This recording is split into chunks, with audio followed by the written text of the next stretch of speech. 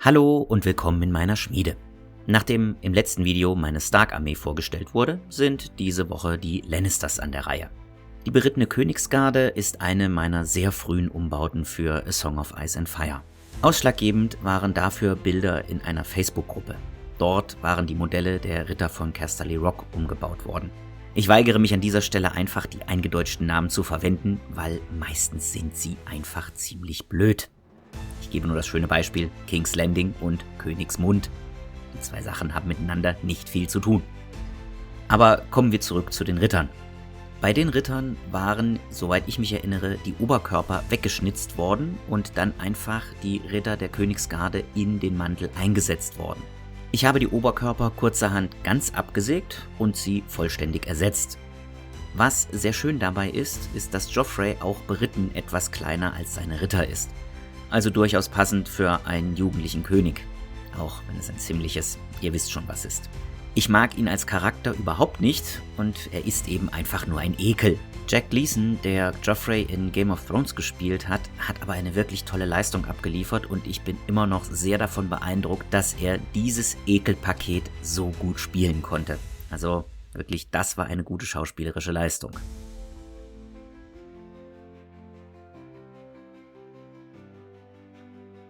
Als nächstes sind die Ritter von Casterly Rock an der Reihe. Bei den Modellen habe ich auch etwas ausprobiert, was mir, wie ich finde, mehr oder weniger gut gelungen ist. Ich hatte ein Bild gesehen, auf dem die Ritter wie auf dem Artwork der Box bemalt waren, also in metallic-roter Rüstung. Das wollte ich dann auch ausprobieren und habe versucht, die Farbe, die in dem Beitrag auch genannt gewesen war, zu bekommen. Das erwies sich leider als unmöglich. Nach einer Woche habe ich dann aufgegeben und das Rot Metallic verschiedener Hersteller ausprobiert. Die Farbtöne reichten dabei von einem hellen Rot bis hin zu etwas, das ich als rosa bezeichnen würde. Am Ende klappte es dann mit der Farbe von Green Stuff World und Reichland Flashshade von Games Workshop. So kam dieser Rotton zustande. Mittlerweile kenne ich aber eine weit bessere Variante. Das Modell in Gold grundieren und dann mit der Contrast Paint Flash Terror Thread weiterarbeiten. Das ist bis jetzt das beste Ergebnis, was ich gefunden habe, beziehungsweise das mir verraten wurde, und an dieser Stelle vielen Dank an den Freund, der es mir gesagt hat. Wie auch bei den Starks hat das Haus Lannister seine Fernkampftruppen. Hier sind es aber Armbrustschützen. Im Gegensatz zu den Stark-Bogenschützen, die ja wirklich nach Bau mich umgeschrien haben die Modelle hier wenigstens Bolzentaschen und können mehr als einen Schuss abgeben. Dafür haben sie allerdings keine Nahkampfwaffen. Hier hatte ich aber selber keine große Lust, etwas zu verändern oder umzubauen. Deswegen sind die Modelle dann alle geblieben, wie sie sind. Es hat trotzdem ziemlich viel Spaß gemacht, sie zu bemalen, vor allem, weil sie eine schöne Abwechslung zu den Warhammer und historischen Modellen waren. Viel mehr gibt es zu den Armbrustschützen auch nicht zu sagen. Sie haben keine großen Heldentaten vollbracht, sondern einfach nur ihre Arbeit gemacht und die Reihen des Feindes gelichtet. Aber vielleicht muss manchmal auch gar nicht so viel zu Einheiten gesagt werden.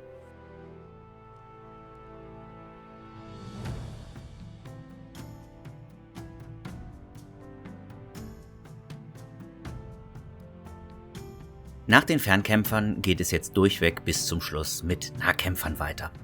Die Hellebardiere der Lannisters sind auch eine von den Einheiten, die einfach nur ihren Job macht. Auch die haben, wie die anderen Einheiten und meine Stark-Armee, erst ein Spiel gemacht und fristen seitdem ein Dasein in der Grundbox. Was bei den Hellebardieren allerdings sehr gut ist, dass sie auch mit Zweigliedern noch mit vollen Angriffswürfeln kämpfen können. Das macht sie ähnlich wie die Sworn Shields der Tullys zu einer Truppe, die eine Stellung einnehmen und halten können. Die Tullys haben zwar einen höheren Rüstungswert, dafür sind die Hellebardiere etwas stärker im Nahkampf. Also das gleicht sich wahrscheinlich ziemlich gut aus. Alles in allem eine brauchbare Einheit, die auch beim Bemalen Spaß gemacht hat. Das gleiche gilt für die Garde der Lannisters. Die Schwertkämpfer sind eben Standardtruppen und erfüllen ihre Aufgabe. Aber meistens erwartet man von denen ohnehin nicht viel mehr. Allerdings ist man dann oft umso überraschter, wenn diese Einheiten dann irgendwelche Heldentaten vollbringen. Eine Sache, die mich gerade an den Standardeinheiten wie den Hellebardieren und Schwertkämpfern stört, ist, dass sie leider zu groß für Warhammer sind. Denn die hätte ich sehr gerne in meine Armeen integriert. Gerade die Lannister-Truppen passen sehr gut zum Imperium, wie ich finde, und hätten sich da sicher auch sehr gut gemacht. Aber es ist nun mal eben nicht so, vielleicht müssen auch nicht immer alle Modelle für alles einsetzbar sein.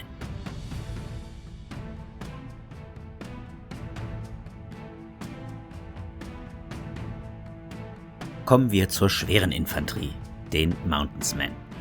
Die Modelle haben mir von Anfang an so gut gefallen, dass ich davon eine zweite Box kaufen wollte, weil ich mich nicht informiert hatte, was alles in der Grundbox vorhanden ist. Wenn man Games Workshop Preis-Leistungs-Verhältnisse gewöhnt ist und in einer Grundbox gerade genug Modelle bekommt, um ein kleines Spiel zu spielen, ist man bei A Song of Ice and Fire wirklich überrascht, 2 nutzbare Armeen zu bekommen.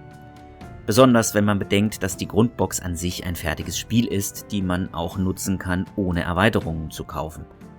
Das soll jetzt kein GW-Bashing sein, aber ihr kennt alle die Preise und wisst auch, was alles notwendig ist, damit eine wirklich spielbare Armee aufgestellt werden kann. Aber zurück zu den Männern des Berges. Die Modelle passen wirklich gut zum Infanteriemodell von Gregor Clegane, einschüchternde Krieger in schwerer Rüstung mit Zweihändern. Perfekte Begleiter also für den reitenden Berg. Das Einzige, was hier ein wenig nervig war, ist das Wappen. Nicht die schwarzen Hunde, die sind nicht das Problem, sondern gelb.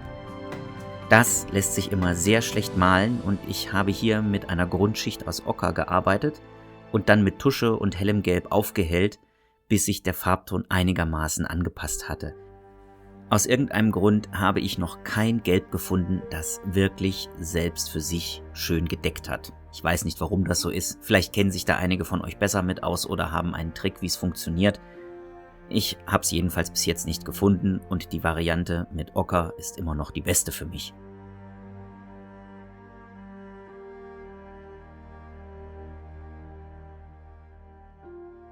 Zum Schluss kommen wieder die Charaktermodelle. Tyrion, Jaime, Cersei, Gregor Clegane und Jaime Lannister auf Pferd. Das Modell ist ein Umbau, den ich einfach aus Spaß gemacht habe.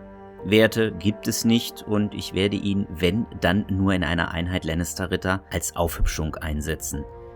Anders als die berittene Königsgarde habe ich hier nicht den Oberkörper abgesägt, sondern den Kopf und die Arme gegen die des Infanteriemodells ausgetauscht. Da hat es sich wieder gelohnt, dass ich eine zweite Grundbox habe, sonst hätte ich diesen Umbau vermutlich niemals gemacht. Mit den Figuren sind wir auch am Ende des Videos angekommen und ich hoffe, dass es euch gefallen hat. Wenn es das getan hat, dann lasst mir einen Like oder Kommentar da, teilt das Video, abonniert den Kanal und läutet die Glocke. Eben alles, was ihr so von YouTube kennt, und bis bald in meiner Schmiede.